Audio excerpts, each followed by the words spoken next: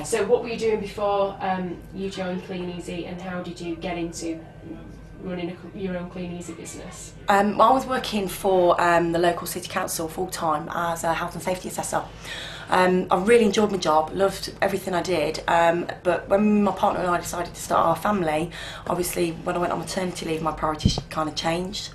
I knew I wasn't going to go back to work full time, that was always a decision of mine, but primarily we were just looking for something very part time around my son really whilst I was on maternity. So I looked for quite a few things as just a bit of extra money that I could do from home, that wasn't going to sort of put any sort of restrictions on the time I was spending with Riley. I looked at everything from packing tights right the way through to sticking labels and envelopes, and then I came across Kleeneze. And to be honest with you, I thought, well, we'll give it a bash. £50 a week would have been good, to be honest with you, just as a little bit extra. So as you can imagine, I was quite chuffed when we earned more than that. I quite quickly became aware that the more I did, obviously the higher my income was. So all I did was, as I became a bit more routine, just gradually did a little bit more. Naturally I saw my income increase quite quickly. Now by the time I was due to go back to work part-time, I was already earning with Kleeneze the same as what I was going to be earning on a part-time basis going back to work.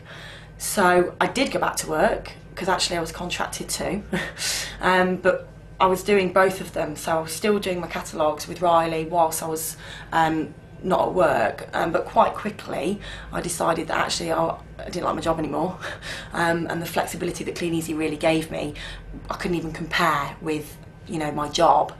So what I did was I made the decision then just to quit my job and take my Kleeneze business a little bit further. Okay, so how are you finding juggling work life with home life? Does Kleeneze just fit around all your kind of family responsibilities? It's great, to be honest with you, because at the end of the day, I choose my own hours. So I work when it suits me. And obviously, Riley's 2 now. Some days I get more done than others. But number one, I haven't got massive childcare bills, like a lot of my friends have. You know, they end up spending all their wages on putting their children into childcare, whereas Riley goes into nursery 1 day a week. I do have a little bit of help with the grandparents because they want to spend time with him, but generally he comes out with me, you know, when I'm doing my catalogues, and he quite enjoys it now. So I think actually I manage it much better than I think if I had to work, because I get a lot of quality time with him that I wouldn't do if I worked.